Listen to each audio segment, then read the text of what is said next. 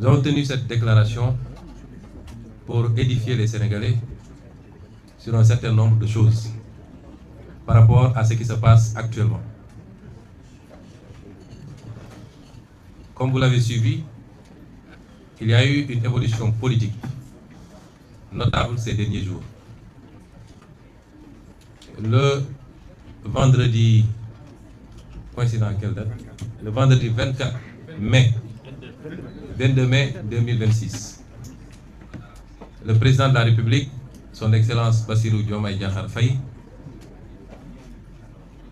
m'a convié en tant que Premier ministre à une audience au Palais de la République. Je m'y suis rendu aux environs de 16 heures.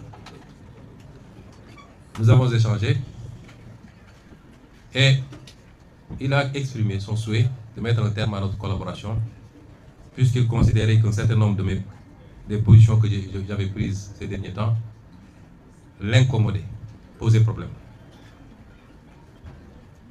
J'ai pris acte et je lui avais donné juste une suggestion. Parce qu'à plusieurs reprises, j'étais allé le voir pour lui proposer cette solution. Que si le marigot était trop étroit pour nous deux, on avait une solution, une alternative. Moi, j'aurais pu me décaler et repartir à l'Assemblée nationale parce que j'avais mon mandat de député intact, même si au moment où je parle, les gens magouillent pour pouvoir obtenir du Conseil constitutionnel une décision qui serait la plus unique que cette institution aurait rendue pour essayer de revenir sur ce mandat, ce qui est inacceptable. Parce que de 2016 à maintenant, les mêmes institutions, les mêmes organes, les mêmes leviers ont été utilisés pour comploter contre ma personne, pratiquement depuis que je suis en politique. Les mêmes leviers ont été utilisés pour me radier de la fonction publique, pour me fomenter des dossiers judiciaires, pour me persécuter, m'emprisonner, m'empêcher d'être candidat. Et de toute évidence, et vu la configuration, c'est les mêmes pratiques qu'il compte continuer. Donc, à plusieurs reprises, j'étais allé le voir pour lui proposer cette solution, qui consistait, de manière concertée, à ce que je puisse me décaler moi vers l'Assemblée nationale, qu'ensemble nous discutions pour choisir un Premier ministre issu du parti, parce que c'est le parti qui est majoritaire, que nous discussions à la formation d'un gouvernement et que nous puissions ensemble continuer à cheminer. Ce qui n'aurait pas empêché, moi, à partir de l'Assemblée nationale, à continuer de l'aider dans ses tâches. Je lui ai proposé ça à 3 reprises, notamment au sortir des élections législatives où j'avais conduit la liste de PASTEF qui était arrivée majoritaire avec plus de 80% des députés élus. Mais à chaque fois, il avait rejeté la solution en disant que ta place est à côté de moi, dans l'exécutif, parce qu'il y a beaucoup à faire. On aurait pu le faire de cette manière, amiable. Mais il a choisi une autre voie. Il me l'a notifié, j'ai pris acte. Mais je lui ai suggéré, la seule chose que je lui ai demandé, je lui ai dit, Monsieur le Président de la République, ce pays ne peut pas se passer d'un gouvernement sérieux. J'ai été Premier ministre pendant 2 ans, je sais ce qu'il en est. La suggestion que je vous fais, c'est de ne pas annoncer la mesure tout de suite. Qu'on se donne 24 heures à 48 heures au maximum, le week-end, pour discuter ensemble des modalités pratiques de matérialisation de cette décision. Autrement, vous serez obligé, il avait voulu que moi j'endosse partiellement, parce qu'il avait voulu que je dise que nous avons, c'est d'un commun accord que nous avons décidé de nous séparer. J'ai dit non, si on discute et qu'on trouve des convergences, des accords, je peux le faire. À défaut, il faut que vous preniez la responsabilité de dire que vous m'avez limogé. Alors il m'a dit, je dois aller rendre visite à l'archevêque de Dakar. Je reviens peut-être vers 18h, 19h. Je vous ferai signe pour que nous puissions démarrer ces discussions. Quand cela ne tienne, je suis rentré au Petit Palais et j'étais à son écoute. À 20h35, il m'envoie un message pour me dire qu'il ne peut plus tenir la réunion et qu'il comptait annoncer la mesure de limogeage. J'ai pris acte. Quelques minutes plus tard, le directeur de cabinet a fait lecture du décret. Le secrétaire général du gouvernement, ou de la présidence de la République. Cela ne m'a pas posé problème, parce que c'est une solution que j'attendais depuis très longtemps. Mais je m'étais fixé une règle, c'est que la rupture ne viendrait pas de moi. Elle ne viendrait pas de moi. Et donc, je suis rentré le même jour à mon domicile et nous sommes restés chacun de son coin pendant au moins 3 jours, si je m'abuse. Jusqu'au lundi. Et ce lundi, j'avais convoqué une réunion à 20h30, une réunion qui devait regrouper tous les ministres sortants de PASTEF pour qu'ensemble nous évaluions la situation et que nous arrêtions une position. Et vers 16h, beaucoup de ces ministres ont reçu des convocations de la présidence pour des consultations en vue de la formation de nouveaux gouvernements. Le mardi, beaucoup d'entre eux ont reçu. Ils m'en ont fait part et je leur ai demandé de ne pas s'y rendre. Parce que ça ne se passe pas comme ça. Il est clair que désormais, le président est dans son camp et nous sommes dans notre camp. Donc, s'il veut parler avec PASTEF, il faut qu'il passe par les canaux autorisés. PASTEF est un parti organisé, structuré, avec un bureau politique, un président, un secrétaire général, un COMEX, un conseil national, des structures de base. S'il veut parler avec PASTEF, il n'a qu'à passer par le chemin indiqué. Et nous discuterions en ce moment. Il a refusé de le faire. Et les ministres également, les ministres sortants, ont refusé de déférer à cette convocation. Ce qu'il a conçu comme un manque de respect de ses propres mots. Je considère que ces ministres lui ont manqué de respect. Parce qu'ils ont choisi la ligne d'un parti à la convocation du président de la République. D'après ce qu'il a dit. Et nous sommes restés dans cette situation pendant 2 autres jours. Et c'est moi qui ai pris l'initiative de l'appeler. Je l'ai appelé et je lui ai dit, vous connaissez bien le parti PASTEF, vous savez comment ça fonctionne, vous y étiez. Le parti PASTEF est très organisé. Quand le président Macky Sall a souhaité me rencontrer en tant que président de PASTEF, lors de l'épisode de la Covid, je lui ai dit, vous étiez là. On a convoqué le bureau politique pour apprécier. Et l'avis majoritaire était qu'il fallait aller répondre. On ne s'en est pas arrêté là. On a fait une conférence avec l'ensemble des 46 départements qui ont donné leur opinion. Ensuite, avec la diaspora. Chacun a donné son opinion et l'avis majoritaire, c'était qu'il fallait répondre à cette convocation. C'est ça qui m'a amené pour la première fois au palais à une rencontre avec le président Macky Sall. Et c'est comme ça que ça se passe. Quand le président Diouf a voulu avoir le président Wade dans son cabinet, dans son gouvernement, il l'a appelé, ils en ont échangé, ils sont accordés sur l'essentiel. Et ce président Wade, on lui a notifié les portefeuilles ministériels et il a choisi ses collaborateurs. C'est comme ça que ça se passe. Donc vous ne pouvez pas venir contourner le président du parti, les instances du parti, appeler les gens individuellement. Or, nous ne vous avons pas fermé la porte. Si vous m'appelez, malgré tout ce qui s'est passé entre nous, toute la discourtoisie qu'il y a eu dans nos relations, et malgré tout ce qu'on a fait pour vous, mais malgré tout, si vous m'appelez, je viendrai répondre. Et on discutera. Il a refusé en disant qu'il ne recevrait pas. Je lui ai dit maintenant, j'ai l'impression que le problème est devenu un problème personnel. Je ne sais pas qu'est-ce que je vous ai fait. Je ne sais pas pourquoi il y a une fixation sur ma personne. Je ne sais même pas si c'est une fascination. Je ne sais pas quel est le problème. Mais je m'écarte et je désigne 4 membres du parti, qui sont tous des caciques de ce parti, et qui ont tous une relation particulière avec toi. En l'occurrence, M. Alioune Sall, ici présent, M. Birame Souleye Diop, ici présent, M.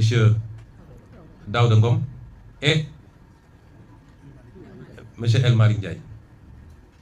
Il m'a dit, je ne vais pas les recevoir parce qu'ils m'ont manqué de respect, car cela ne tient.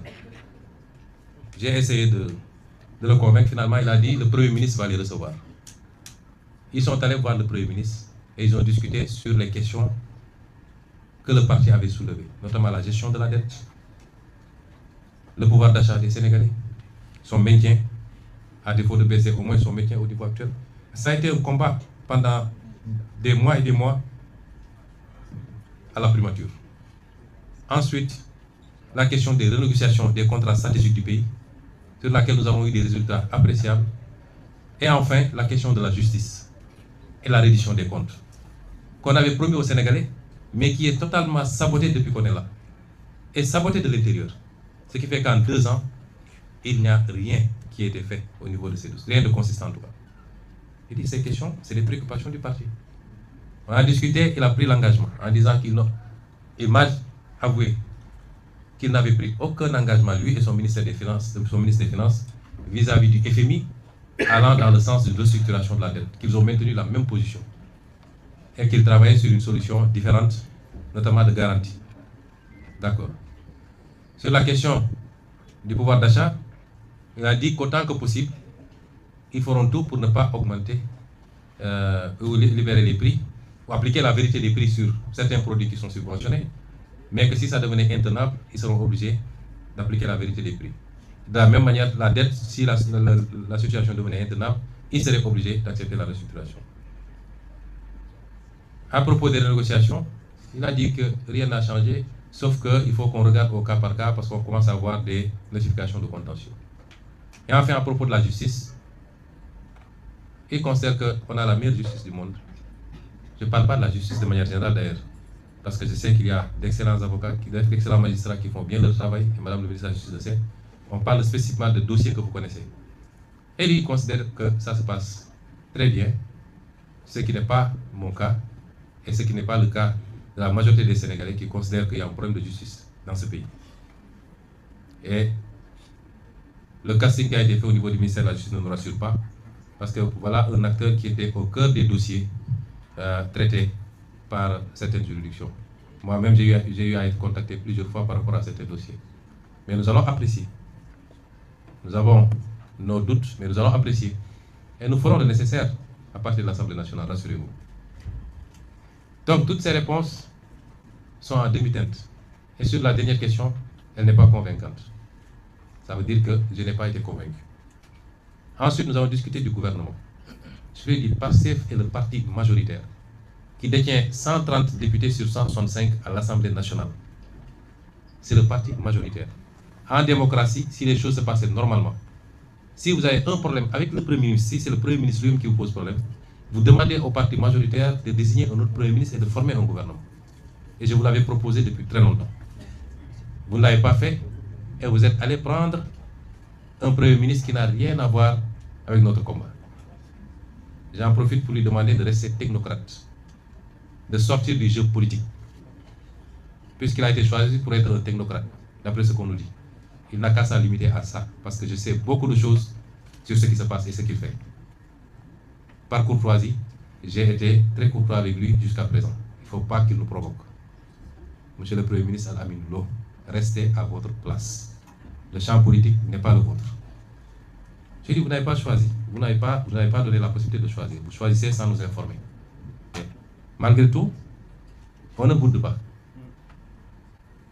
Pour la formation du gouvernement, et la courtoisie de nous appeler, on discute. Moi, je suis décalé, je n'ai pas de problème, mais je suis le président du parti. Et si tu ne veux pas parler avec moi, mais accepte de parler à mes émissaires. Il n'en a pas voulu. Donc, depuis temps-là, il a accepté que les émissaires rencontrent le Premier ministre. Ce qui a été fait, celui-là a enregistré et a promis de rendre compte au président qui ne reviendra. Le lendemain, il a appelé pour dire que le président allait me contacter pour qu'on discute. Il ne l'a pas fait. 2 jours, 3 jours, 4 jours, jusqu'à hier, avant-hier nuit, il m'a envoyé un message vers 23h pour me demander de passer au palais. Ce que je ne pouvais pas faire. Et on s'était donné rendez-vous le lendemain, c'est-à-dire hier matin à 8h. Je me suis rendu, nous avons discuté de toutes les questions que j'ai soulevées. Il a donné les réponses que je vous ai dites. Et ensuite, on a discuté de la formation du gouvernement. Il dit, nous sommes le parti majoritaire. Qu'est-ce que vous mettez sur la table? Parce que nous, si on s'engage, c'est nous qui donnons caution politique au gouvernement. Parce que je ne vois pas de formation politique digne de ce nom, capable aujourd'hui d'assumer la place de PASTEF. Et on ne peut pas former un gouvernement, gérer un exécutif sans une assise politique sérieuse. Ça n'existe dans aucun pays du monde. Ce qui se passe est inédit. Hier, on a eu un gouvernement qui est un gouvernement suspendu, sans ramification, sans assise politique. Historiquement, le Parti socialiste a dirigé pendant 40 ans avec une assise politique très, très solide, passé de parti unique jusqu'à la perte du pouvoir. Le PDS pendant 12 ans avec un parti démocratique solide et des satellites autour. L'APR pendant 12 ans avec la même configuration. Mais dites-moi, aujourd'hui, il y a quoi autour de Bassirou Diomaye Faye? Aucune légitimité politique structurée, sérieuse, capable de jouer ce rôle. Donc si PASTEF devait continuer, c'est PASTEF qui constitue ce socle-là. Vous ne pouvez pas avoir ça et nous dire entrer au gouvernement parce qu'il y a des sucettes à se faire. Non, ce n'est pas ça qui nous intéresse. Aucun de ces ministres n'entre dans un gouvernement pour un salaire ou pour un sans compte. Non, nous entrons parce que nous croyons à ce pays-là. Nous entrons parce que nous sommes des patriotes, nous avons des compétences, nous avons une vision, un programme, et nous voulons l'exécuter. Je lui ai dit d'accord, mettons les choses sur la table. Même ça, il n'a pas été en mesure de me le dire. C'est moi finalement qui lui ai dit, si j'en déduis, si j'analyse un peu les convocations que vous aviez faites, si je retiens, j'analyse les convocations que vous avez faites le premier jour, vous avez convoqué 7 ministres de Pastef. J'en déduis que c'est ces 7-là que vous vouliez nommer en réalité. C'est là où il a finalement avoué qu'il voulait proposer 7 portefeuilles sur un gouvernement de 30 ministres avec 0 portefeuille de souveraineté à Pastef. Et parmi ces 7-là, il y en avait 3 que nous ne considérions plus être des représentants de Pastef. Parce qu'ils ont outrepassé les consignes du parti pour aller répondre individuellement. Notamment le ministre Bala Moussa Fofana, le ministre Si, comment ça s'appelle, Ibrahim Si. C'est bizarre, j'ai jamais pu retenir son nom, son prénom d'ailleurs. Ibrahim Si, le ministre Yankouba Diémé. Je lui ai dit, si on devait s'accorder, même ces 3-là ne sont pas des ministres de Pastef. Et si je les enlève des 7, ça veut dire que vous nous proposez 4 postes ministériels sur 30 et aucun portefeuille d'État pour un parti majoritaire. Comment vous pouvez envisager ça? Bon, de fil en aiguille, il m'a dit, bon, je peux aller jusqu'à 8. J'ai dit, monsieur le président, nous ne demandons pas des postes ministériels. Si Pastef doit siéger au gouvernement et assumer tout le bilan, parce que quand ça va marcher, on va dire c'est Diomaye, mais quand ça ne marche pas, on va dire que c'est Pastef. C'est comme ça que ça marche dans ce pays. Nous, on n'a rien à gagner à entrer dans ce gouvernement. Nous avons fait 2 ans à la primature avec un gouvernement majoritairement Pastef. Notre bilan est largement positif. Nous avons bloqué les prix, nous les avons baissés, nous avons renégocié les contrats, nous avons révélé la dette cachée, nous avons respecté toutes les échéances de la dette, nous avons tenu tous les engagements de l'État, nous avons réussi les grands programmes sur les campagnes agricoles. Notre bilan est positif. Nonobstant l'héritage très difficile avec cette dette cachée. Nous ne gagnons rien aujourd'hui à entrer dans le gouvernement. Si on y entre, c'est par patriotisme. Nous avons beaucoup à perdre en entrant dans ce gouvernement, avec un président dont nous ne savons plus l'orientation. À partir de ce moment, Pastef n'entrera pas dans un gouvernement où il ne peut pas avoir au moins la moitié des portefeuilles ministériels, avec des portefeuilles de souveraineté, avec une continuité à l'Assemblée nationale, et nous allons vous accompagner. Il est resté figé dans ses positions. Je dis d'accord, je vais rendre compte. J'ai rendu compte à l'ensemble des ministres qui ont rejeté et l'ensemble des autres membres du parti qui ont rejeté totalement, massivement et sans exception.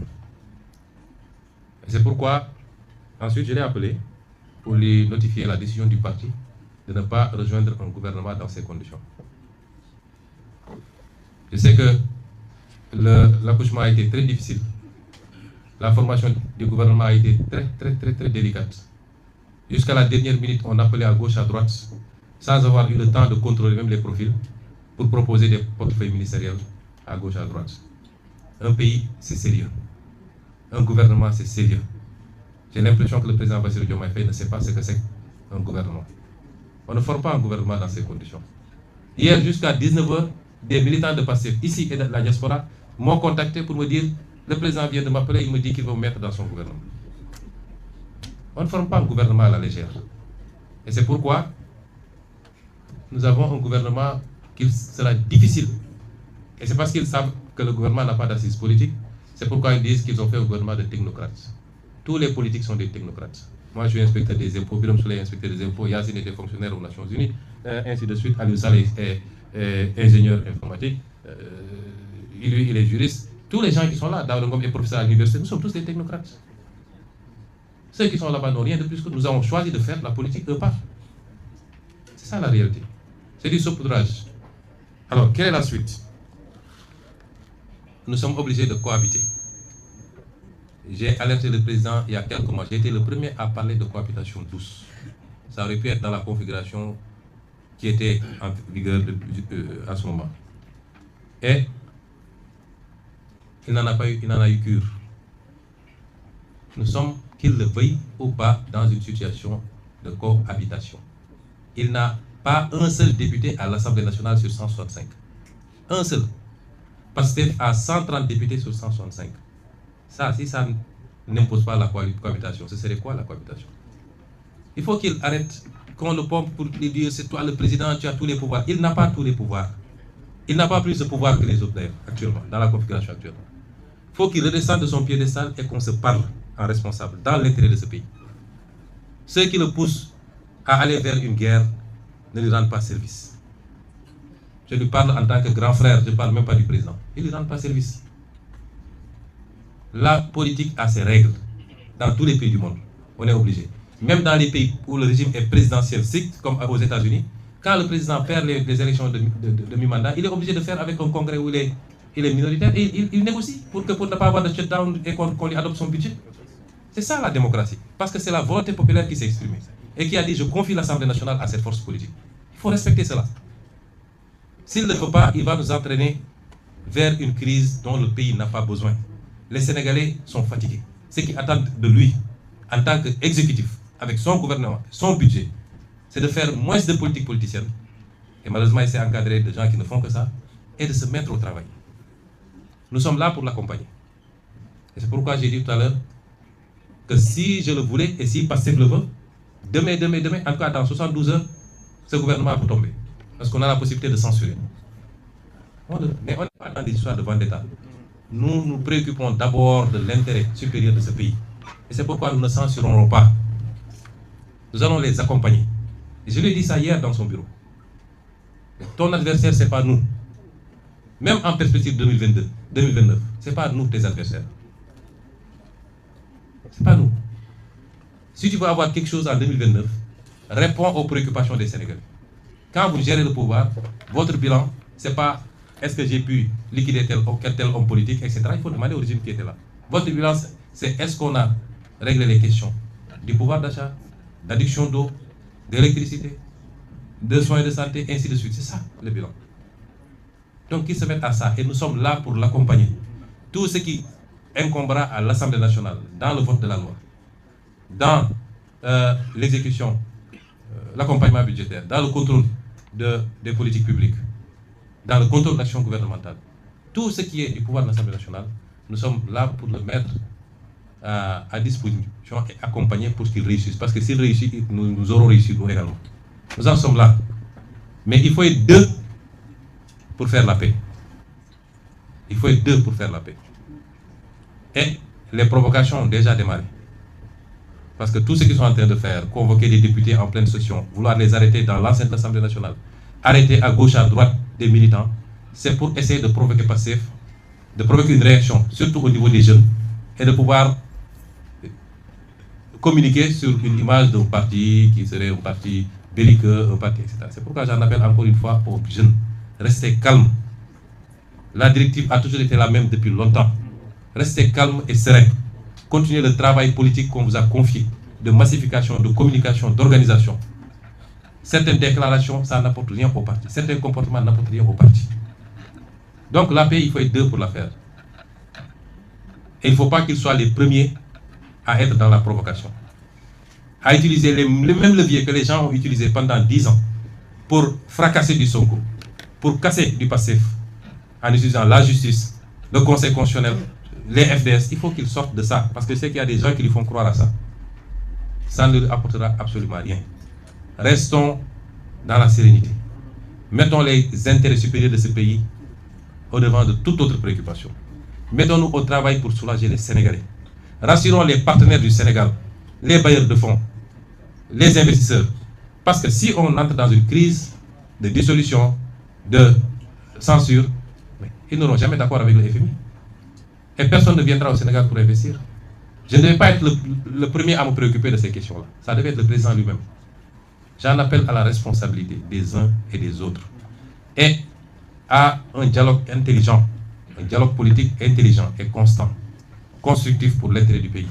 Après, chaque chapelle politique va dérouler ses actions politiques pour atteindre ses objectifs politiques, dans le cadre des lois de ce pays. Il faut qu'on évite de replonger ce pays dans ce qu'il a connu il n'y a pas très longtemps. Nous n'avons pas le droit. Le président Bassirou Diomaye n'a pas le droit. Et à partir de ce moment, je voudrais dire également que tous les Je voudrais rendre hommage d'abord aux messieurs et aux dames ici autour de moi.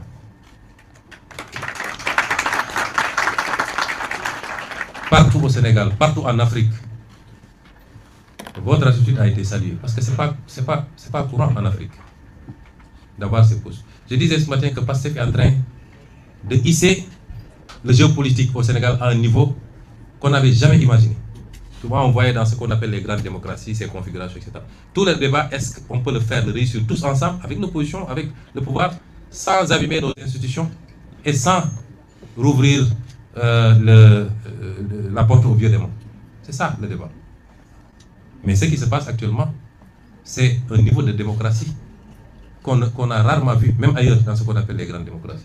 Et on le doit à PASTEF. Tout ça, on le doit à PASTEF.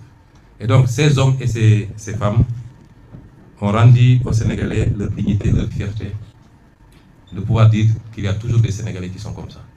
Des Sénégalais que rien ne peut compromettre. Les Sénégalais qui savent qui ils sont, qui ont des convictions fortes, qui ont un honneur et une dignité. Ils en font partie.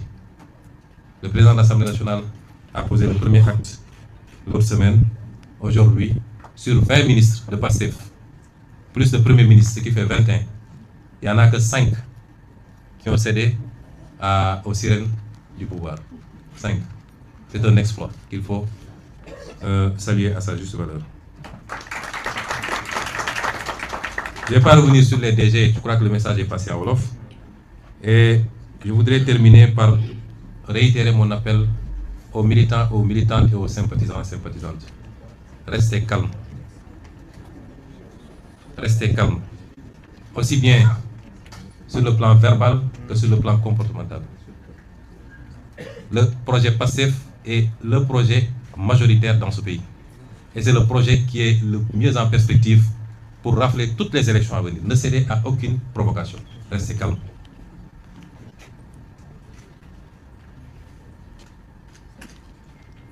Je voudrais demander aussi aux directeurs généraux et autres, j'ai dit que ce n'est pas la peine de revenir, mais de revoir un peu le message que j'ai délivré en langue wolof. Et enfin, je voudrais rappeler la nécessité d'une mobilisation exceptionnelle pour le congrès, le premier congrès du parti qui est prévu pour le 6 juin. Je n'avais pas besoin de le faire d'ailleurs, parce que quand c'est passif, c'est forcément grand. Mais c'est un congrès qui arrive dans un contexte particulier. Donc la mobilisation c'est le 7, les travaux c'est le 6. Et je voudrais enfin souhaiter une très bonne chance à nos Lions U17 pour la finale de ce jour. Nous leur souhaitons plein succès et qu'ils nous rapportent ce trophée également qui viendrait rejoindre tous les trophées qu'on a eus ces derniers temps. Et j'en profite d'ailleurs, j'ai félicité tous les ministres parce que tous les ministres de PASTEF ont été très bons. Mais puisque je parle de sport, Mme Khadija Gueye a été sublime et en très peu de temps nous a permis de faire des résultats, de gagner une Coupe d'Afrique, d'aller à la Coupe du Monde, de gagner pour les U20 je crois, d'être en finale pour les U17, d'avoir fait les réformes dans un milieu très difficile qu'est le monde de la lutte. J'aurais pu le dire pour chacun de ces ministres, c'est vous dire que les ministres de PASTEF sont de très bons ministres et ils vont avoir, Inch'Allah, d'ici quelques temps, la possibilité de continuer ce qu'ils avaient démarré.